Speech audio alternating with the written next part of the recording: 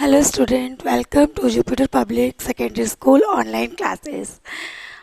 Myself Jyoti Jadon, and today we'll be discuss about lesson 6 class 10 chapter Center Government. The interesting topic is Supreme Court.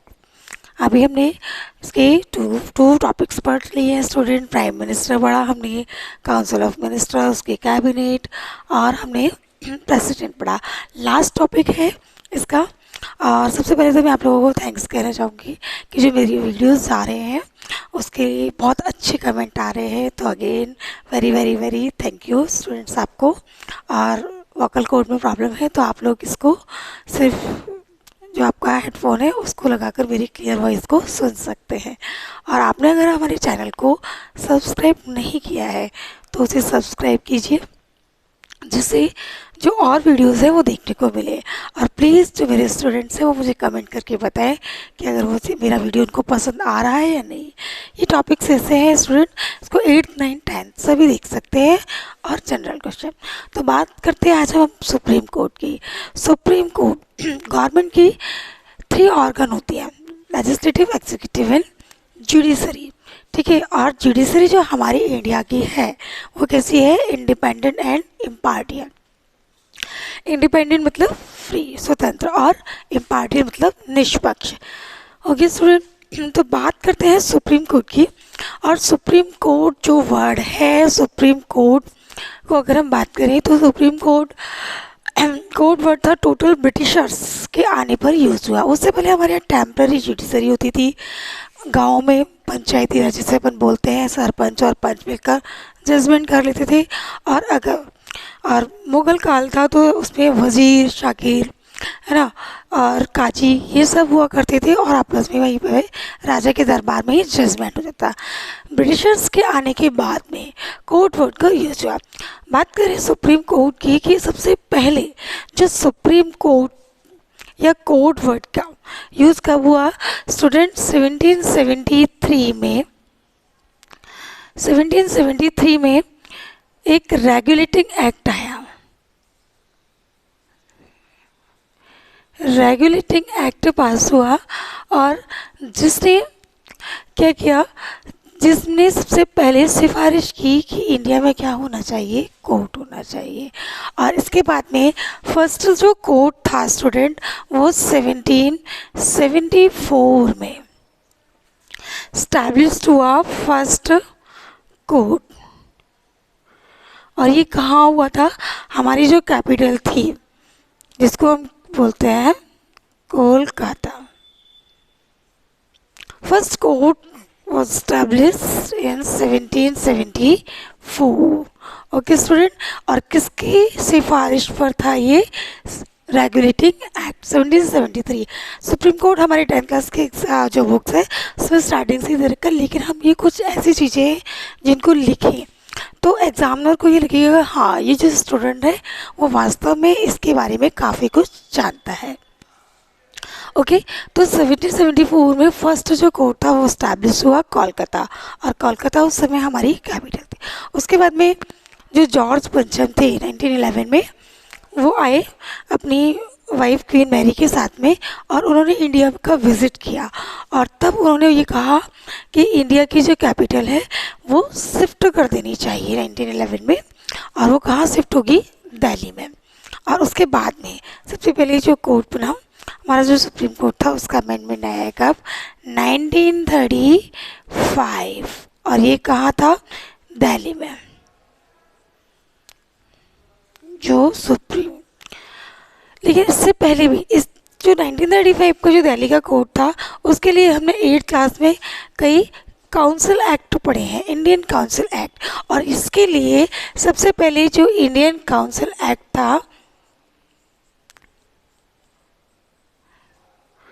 Council act था हमारा 1935 का student.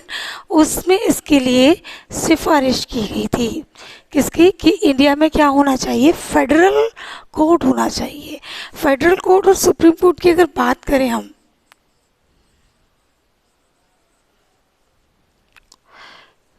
कि federal court और supreme court एक जैसे हैं। कई हद तक हम कह सकते हैं कि फेडरल कोर्ट और सुप्रीम कोर्ट एक जैसे, लेकिन नहीं, उस समय जो ये कोर्ट थी इनका नाम फेडरल कोर्ट से बोला गया। और उसके बाद में 1935 में इंडियन काउंसिल एक्ट ने की सिफारिश से इंडिया में सुप्रीम कोर्ट की इस्टेब्लिशमेंट हुई।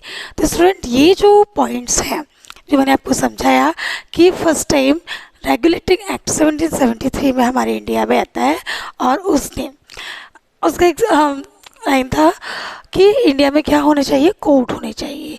तो सबसे पहले 1774 में फर्स्ट कोर्ट स्टैब्लिश होता है, कहाँ पर, कोलकाता में।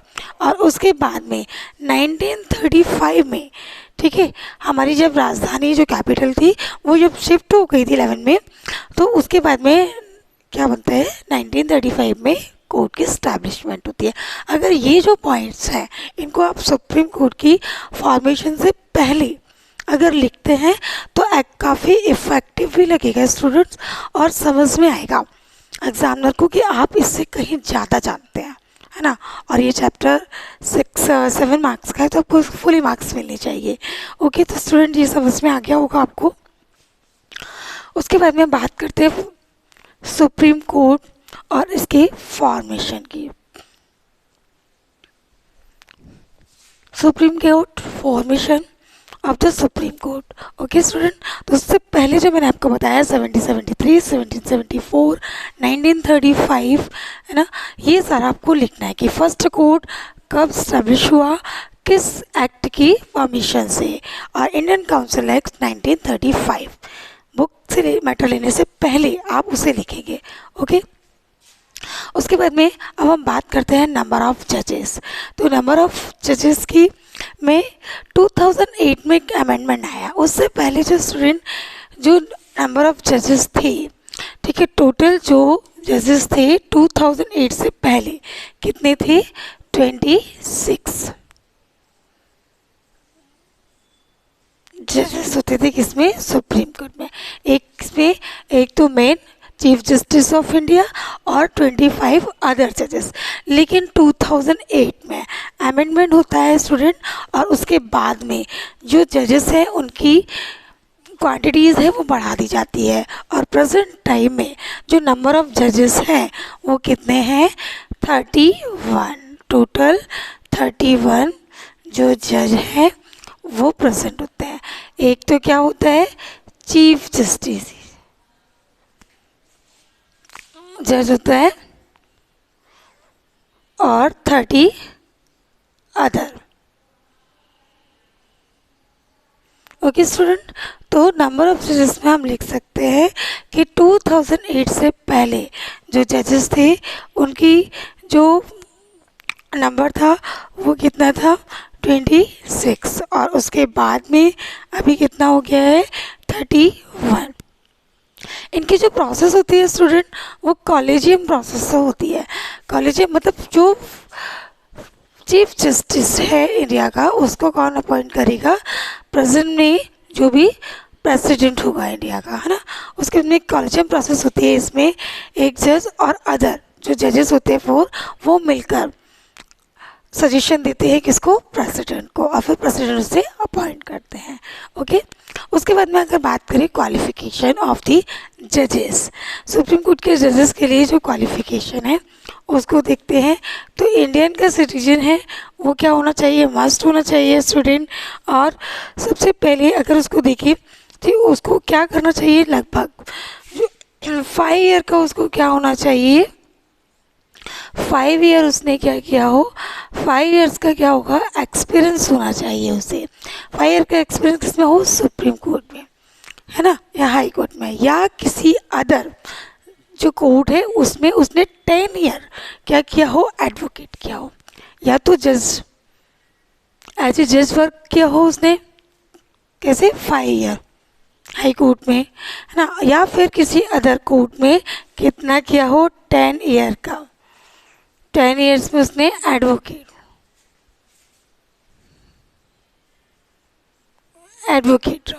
ये दोनों ही कंडीशन होनी चाहिए। ओके स्टूडेंट, समझ में आया। क्वालिफिकेशन ऑफ द जजेस, इंडियन सिटीज़न होना चाहिए, किसी कोर्ट में एज ए जज के रूप में कितना काम होना चाहिए उसको 5 ईयर तक, इसका एक्सपीरियंस होना चाहिए 5 ईयर, 2 या अधिक में। उसके बाद में या उसने अदर कोर्ट में क्या किया हो, 10 ईयर एडवोकेट की वकालत की हो। फिर बाद में बात आती है एग्जीक्यूटिव एंड इम्पीचमेंट। मैंने आपको बताया था कि इम्पीचमेंट जो प्रोसेस है वो ओनली किसके लिए लगती है, प्रेसिडेंट। इम्पीचमेंट जैसी प्रोसेस को हम यूज करते हैं प्रेसिडेंट की, वाइस प्रेसिडेंट के लिए और chief justice of supreme court के लिए। Okay student. और एग्जीक्यूटिव पर कंट्रोल कर सकता है कौन, सुप्रीम कोर्ट। हालांकि वैसे इंटरफेयर नहीं करता, लेकिन अगर सुप्रीम कोर्ट को ऐसा लगता है कि कहीं ना कहीं जो गवर्नमेंट है वो ढंग से काम नहीं कर रही, तो अपने सजेशंस दे सकता है इसमें सुप्रीम कोर्ट। इम्पीचमेंट प्रोसेस है, और इम्पीचमेंट प्रोसेस जो चीफ जस्टिस ऑफ इंडिया है उसके लिए भी सेम है जैसे प्रेसिडेंट का लगता है ना स्टूडेंट, वैसे ही कैसे लगेगा। इसमें भी पहले 14 डेज पहले हम क्या करेंगे, उस पर विचार करेंगे। और 2/3 मेजोरिटी, टोटल नंबर में से जो 2/3 मेजोरिटी होगी, ठीक है, उससे ये मोशन है वो पास होगा। ठीक है, और ये किस में होगा स्टूडेंट, दोनों हाउसेस में, both houses of the parliament, both houses of the parliament में ये बिल है वो पास होगा 2/3 मेजोरिटी से।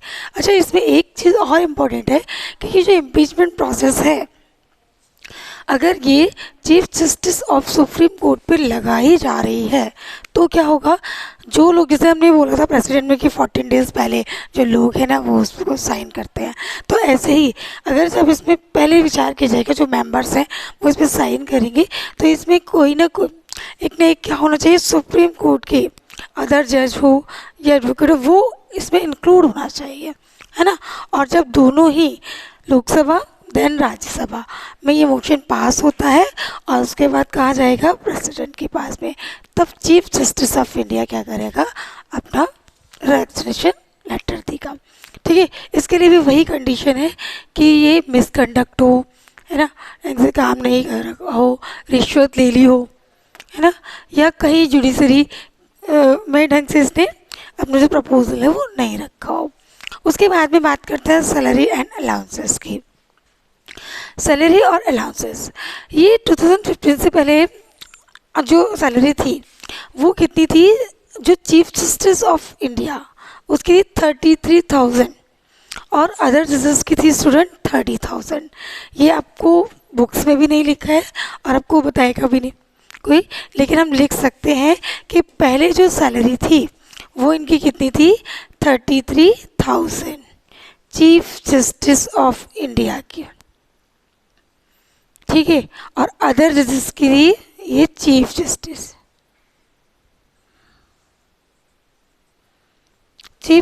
की सैलरी कितनी थी 33,000 और अदर जजेस की कितनी थी 30,000।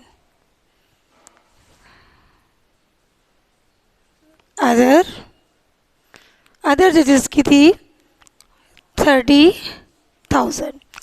नेक्स्ट जो अमेंडमेंट हुआ था हमारा, उसके बाद में इनकी जो सैलरी है वो एक्स्ट्रा और ज़्यादा बढ़ा दी गई स्टूडेंट, और वो जो सैलरी है वो कितनी कर दी गई, जो चीफ जस्टिस ऑफ इंडिया है उनकी सैलरी हो गई अब 1 lakh rupees per month Indian national rupees के अकॉर्डिंग, और जो अदर जजेस हैं उनकी 90,000।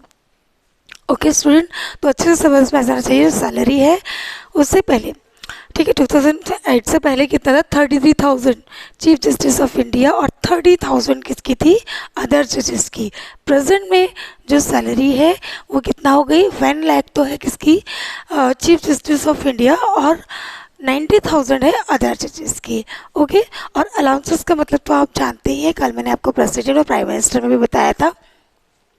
अलाउंसेस का मीन्स होता है भत्ते, मतलब इनको रहने का, खाने का, इनको घूमने का, इनका सारी जो सुविधाएं होती है वो गवर्नमेंट ऑफ इंडिया ही देती है।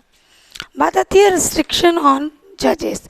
रिस्ट्रिक्शन का मतलब होता है इनके लिए कुछ बंधन होना, और इसमें ये है कि अगर जैसे कि हम कहते हैं ना कि प्रेसिडेंट की पोस्ट पर अगर कोई पर्सन अपॉइंट है तो उसके बाद में उसे प्रेसिडेंट से नीचे जो पोस्टर्स है वो उस पर नहीं रह सकता। ऐसे ही चीफ जस्टिस ऑफ इंडिया के लिए है कि अगर वो चीफ जस्टिस ऑफ इंडिया यानी सुप्रीम कोर्ट का चीफ जस्टिस है, उसके बाद में अगर वो रिटायर्ड हो जाता है तो वो कहीं और किसी और कोर्ट में काम नहीं कर सकता, अपना प्राइवेट जो ऑफिस है उसको नहीं खोल सकता। ठीक है स्टूडेंट, तो formation of the supreme court, सबसे पहले हमें वही लिखना है 1773 का रेगुलेटिंग एक्ट।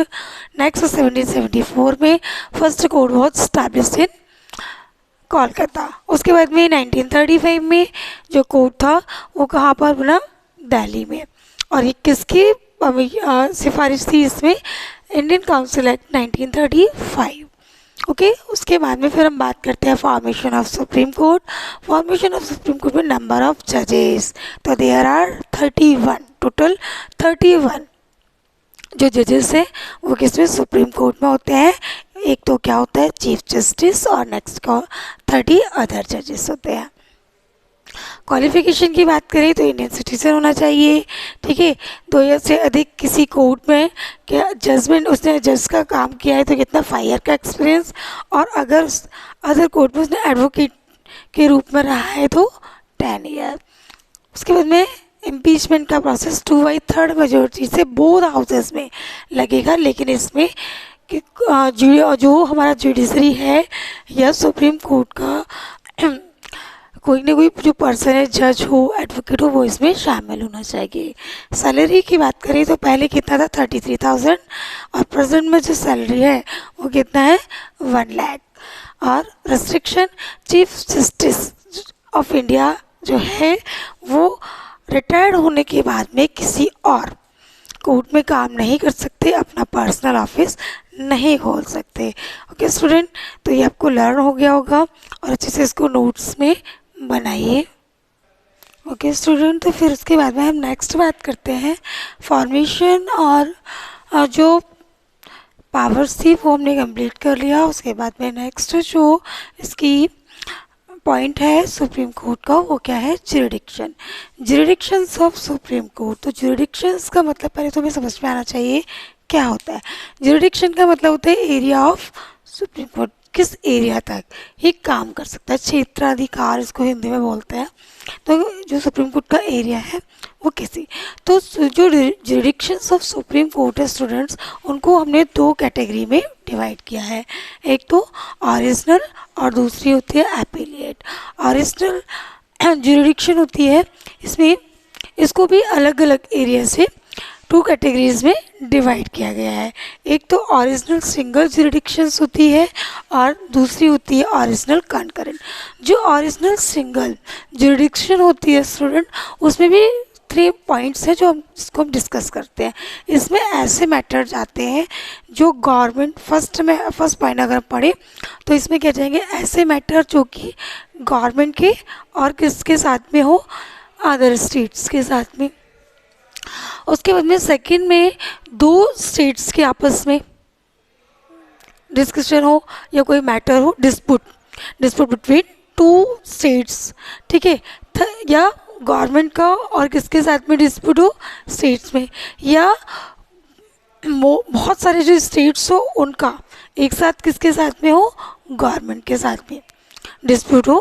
उस जो डिस्प्यूट्स हैं और वो केसेस हैं वो किस में आएंगे, हमारे ओरिजिनल ज्यूरिडिक्शन में। उसके बाद में बात करते हैं एपिलिएट ज्यूरिडिक्शन। एपिलिएट ज्यूरिडिक्शन जिसको अपीलीय क्षेत्राधिकार बोलते हैं और इसको वास्तविक। जो एपिलिएट ज्यूरिडिक्शन है स्टूडेंट, इसके भी 4 टाइप होते हैं। किस किस मेथड से हम क्या कर सकते हैं, इस कोर्ट में जा सकते हैं। तो इसको अलग अलग पार्ट्स में डिवाइड किया गया है, जैसे कि हम बोलते हैं इसको कॉन्स्टिट्यूशनल, सिविल, स्पेसिफिक।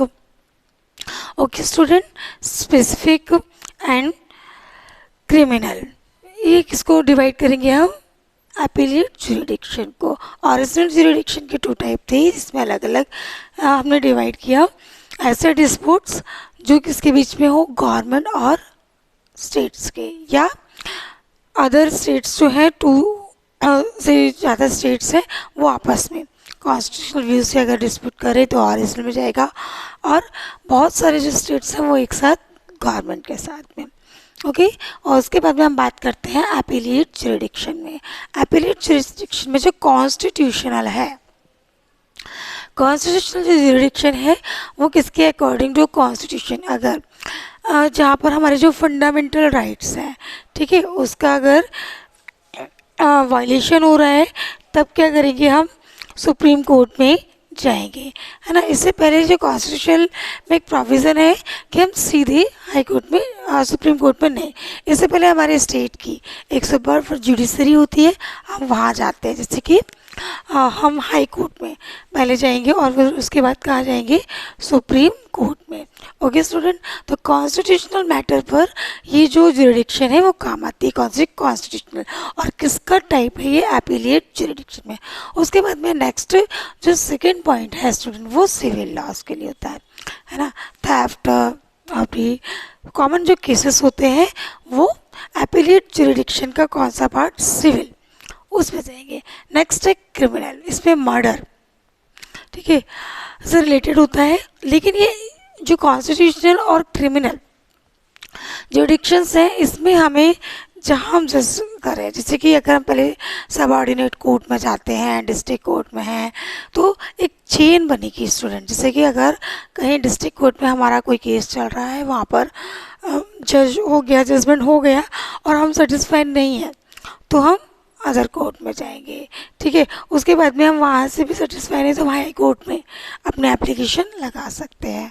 और हाई कोर्ट के से भी अगर हमें ऐसा लगता है कि कहीं हमें कुछ सही जजमेंट नहीं मिला तो लास्ट कोर्ट, जिसको हम बोलते हैं सुप्रीम कोर्ट, और वहाँ हम जाएंगे। सुप्रीम कोर्ट का जो डिसीज़न होता है वो लास्ट डिसीज़न होता है। ओके, तो उसके बाद में स्पेसिफिक जो है कुछ विशेष मुद्दों पर, लाइक दिस, हमारा जो फंडामेंटल राइट्स वगैरह हैं उनके लिए, या फिर जहाँ पर गवर्नमेंट का काम नहीं करे। लेकिन हाँ, सुप्रीम कोर्ट की जो जुरिडिक्शन है वो मिलिट्री कोर्ट को छोड़कर, मिलिट्री कोर्ट उनका अलग होता है और उनका जजमेंट्स भी वो अपने अकॉर्डिंग करते हैं। तो जो इनकी जुरिडिक्शंस है वो मिलिट्री कोर्ट में नहीं चलती, किसका, सुप्रीम कोर्ट का। बात करते हैं power to give special order. अगर सुप्रीम कोर्ट को लग रहा है कि इंडिया में कोई गवर्नमेंट चल रही है किसी स्टेट में, वो अनकॉन्स्टिट्यूशनल मेथड से काम कर रही है, ठीक से काम नहीं कर रही, या वहाँ पर अनकॉन्स्टिट्यूशनल मेथड से कई रूल्स हैं वो अडॉप्ट किए जा रहे हैं, तो इसमें क्या कर सकता है, स्पेशल ऑर्डर पास कर सकता है सुप्रीम कोर्ट। और इसी को यही कहते हैं एडवाइजरी जुरिडिक्शन भी, वो एक एडवाइजरी जारी करता है। कोड ऑफ रिकॉर्ड, इसे बोलते हैं अभिलेख, कोड ऑफ रिकॉर्ड। ये टू टाइप से होता है स्टूडेंट। इसमें फर्स्ट ये है जो मैंने अभी बताया आपको कि सुप्रीम कोर्ट का जो जजमेंट है वो लास्ट जजमेंट है, इसके अकॉर्डिंग हम सुप्रीम कोर्ट का अगर जजमेंट हो गया तो हम किसी अदर कोर्ट में नहीं जा सकते। मतलब लास्ट जो जजमेंट है वो सुप्रीम कोर्ट का है और वहाँ आपका जो जजमेंट हुआ है वो एक एविडेंस के रूप में, ठीक है, रखा जाता है, और उसमें अदर जो कोर्ट है वो कहीं से कोई इंटरफेयर नहीं करेगी। इसे बोलते हैं कोर्ट ऑफ रिकॉर्ड, ठीक है। और उसके बाद में इसके लिए नेक्स्ट भी जो होता है कि हम कोई भी जो क्वेश्चंस हैं, अगर गवर्नमेंट अनकॉन्स्टिट्यूशनल हो रही है तो क्या कर सकती है, वहाँ सुप्रीम जो कोर्ट है वो उसके मेंबर्स हैं, चीफ जस्टिस है, वो प्रेजेंट में एग्जीक्यूटिव से भी क्या पूछ सकते हैं, क्वेश्चंस। नेक्स्ट है हमारा जुडिशियल रिव्यू। जुडिशियल रिव्यू का मतलब होता है न्यायिक पुनरावलोकन। ओके, हिंदी में इसको बोलते हैं न्यायिक पुनरावलोकन और इंग्लिश में बोलते हैं जुडिशियल रिव्यू। जुडिशियल रिव्यूज का मीन्स है स्टूडेंट्स, अगर जैसे हम सब ऑर्डिनेट कोर्ट में जाते हैं, हाई कोर्ट्स में जाते हैं, तो वहाँ पर जो रिकॉर्ड है, ठीक है, उसका कहीं से भी अगर कोई इंफॉर्मेशन सुप्रीम कोर्ट को लेनी है तो वो उसको ले सकता है, दोबारा से हाई कोर्ट में उस केस को खुलवा सकता है, back on supreme court. Okay student, तो अगेन वंस अगेन रिपीट करते हैं हम। तो सबसे पहले हमने फॉर्मेशन पढ़ा, फॉर्मेशन के बाद में ज्यूरिडिक्शन ऑफ सुप्रीम कोर्ट। तो there are two type of jurisdiction, number 1 original और नंबर 2 अपीलेट। ओरिजिनल को भी हमने 2 टाइप में पढ़ा था, एक थी सिंगल ज्यूरिडिक्शन थी इसमें और कॉन्स्टिट्यूशनल। अपीलेट जो ज्यूरिडिक्शन थी वो कितने टाइप की थी स्टूडेंट? 4 टाइप की। कॉन्स्टिट्यूशनल थी, सिविल, क्रिमिनल और स्पेसिफिक। उसके बाद में स्पेशल ऑर्डर दे सकते हैं। हाँ, इससे पहले कुछ ये था कि 20,000 से ज़्यादा रुपीज़ के जो केसेस थे वही सुने जाते थे हाई कोर्ट और सुप्रीम कोर्ट में, है ना। लेकिन बाद में जो अमेंडमेंट हुआ, है ना, उसके अकॉर्डिंग क्या कर दिया गया कि जो 20,000 से कम की 20,000 रुपीज़ से कम की जो केसेस है वो भी सुने। ये अमेंडमेंट हुआ था 1973 में। ओके, तो इसमें उसके बाद में ऐसी कोई लिमिटेशन नहीं रखी गई कि नहीं 20,000 से कम के है तो वो सब ऑर्डिनेट कोर्ट में ही सुना जाएगा या डिस्ट्रिक्ट कोर्ट में। नो। ओके, फिर एडवाइजरी जारी कर सकते हैं अगर एग्जीक्यूटिव अनकॉन्स्टिट्यूशनल मेथड से काम कर रही है। ओके स्टूडेंट, ये जो टॉपिक्स हैं इनको आप लिख कर फिर 1 to 2 पॉइंट्स में भी डिस्क्राइब करेंगे ना तो बहुत अच्छे से हो जाएगा और आपका जो आंसर है काफ़ी लेंथी होगा। उसके बाद में कोर्ट ऑफ रिकॉर्ड से का जो मतलब है वो क्या है? सुप्रीम कोर्ट का decision is the last decision है ये यहाँ पर, ठीक है। उसके और ये एविडेंस के रूप में रहता है। और जुडिशियल रिव्यू, अगर हाई कोर्ट या अदर जो सबऑर्डिनेट कोर्ट है वहाँ पर जो जजमेंट हुआ है तो उनकी इंफॉर्मेशन क्या ले सकते हैं? सुप्रीम कोर्ट ले सकते हैं, ठीक है। इसमें अगर जुडिशियल रिव्यू में एक बात और है स्टूडेंट कि अगर सुप्रीम कोर्ट को लगता है जो पार्लियामेंट है कहीं ना कहीं कॉन्स्टिट्यूशन का वायलेशन कर रही है, ये आपकी बुक्स में नहीं है, कॉन्स्टिट्यूशन का वायलेशन कर रही है और फिर सुप्रीम कोर्ट को ये फील होता है तो सुप्रीम कोर्ट एक एडवाइजरी जारी कर सकता है किसके लिए? उस प्रेजेंट की गवर्नमेंट के लिए, ठीक है। ये भी जुडिशियल रिव्यू के अकॉर्डिंग ही आता है। ओके स्टूडेंट, तो मुझे लगता है आपने बहुत अच्छे से इस पॉइंट को समझा होगा और अगर आपको ये क्वेश्चन सही लगे या कोई प्रॉब्लम है तो आप कमेंट बॉक्स में दे सकते हैं। और तुषार को मैंने आंसर दे दिया और बता भी दिया था कि इलेक्टेड जो मेंबर्स होते हैं वो कौन होते हैं। प्रेजेंट में जो मैंने वीडियो डाला था उसके कमेंट्स बहुत अच्छे आए, लगभग सभी बच्चों ने उसके आंसर्स दिए हैं। ओके, तो जुडिक्शंस कंप्लीट हो चुकी है स्टूडेंट। आगे हम देखते हैं वर्डिंग, ठीक है जी। यस, बात करते हैं स्टूडेंट। अगर हम टेनर की बात करें तो टेनर जो है वो इनका कोई जैसे कि हमारा लोकसभा का होता है 5 ईयर 6 ईयर, ऐसा टेनर नहीं है। इनके लिए एक एज होती है, ठीक है। और chief justice of supreme court इनके लिए जो एज होती है वो होती है 65 ईयर। 65 ईयर एज तक ये क्या कर सकते हैं? काम कर सकते हैं। ऐसा नहीं कि 5 ईयर के लिए अपॉइंट हुआ और फिर उसके बाद में वो रिटायर्ड हो, नहीं। इनकी जो एज है चीफ जस्टिस ऑफ इंडिया की वो कितनी है स्टूडेंट? 65 year as. उसके बाद में कुछ इस चैप्टर में इस टॉपिक पे आर्टिकल्स हैं, जैसे हमने प्रेसिडेंट के लिए लर्न किए थे, प्राइम मिनिस्टर के लिए लर्न किए थे, ऐसे ही सुप्रीम कोर्ट के जो आर्टिकल्स हैं मैंने अलग से लिख दिए हैं। और इन अलग से लिखने से क्या है, आपको ये ढंग से लर्न हो जाएंगे, प्रॉब्लम नहीं होगी। जैसे कि आर्टिकल 130 है, आर्टिकल 130 में ये लिखा है कि हमारी जो कोर्ट है, ठीक है, इसका जो हेड क्वार्टर है वो कहाँ होगा? दिल्ली में। आर्टिकल 133 ये कहता है कि जो इंडिया का सुप्रीम कोर्ट है वो कहाँ पर इस्टेब्लिश हुआ है? दिल्ली में। ओके स्टूडेंट, उसके बाद में आर्टिकल 132, आर्टिकल 132 के अकॉर्डिंग कोई भी जो केस होगा वो पहले कहाँ जाएगा? हाई कोर्ट में। और हाई कोर्ट में जाने के बाद वो कहाँ जाएगा? सुप्रीम कोर्ट में। ओके स्टूडेंट, मतलब आर्टिकल 132 कहता है कि अगर कोई केसेस है, फेनी केसेस, ठीक है, सबसे पहले वो कहाँ जाएगा? हाई कोर्ट में और देन सुप्रीम कोर्ट। उसके बाद में आर्टिकल 143 है, ये जो एडवाइजरी हमने पढ़ा था ना टॉपिक, उसमें है ये 143 में। अगर प्रेसिडेंट को लगता है कि कुछ मेथड ऐसे हैं वो जो कि नेशनल इम्पोर्टेंस के लिए ज़्यादा उठ खड़े हुए हैं और ज़्यादा उससे प्रॉब्लम हो रही है, तो 143 में के अकॉर्डिंग प्रेसिडेंट किससे एडवाइस ले सकता है? सुप्रीम कोर्ट से। और सुप्रीम कोर्ट प्रेसिडेंट को एडवाइस दे सकता है, मानना या ना मानना ज्ञात हो। उसके बाद में आर्टिकल 129 किससे रिलेटेड है student? Court of record. Okay. और आर्टिकल 131 और 132 जुडिशियल रिव्यू।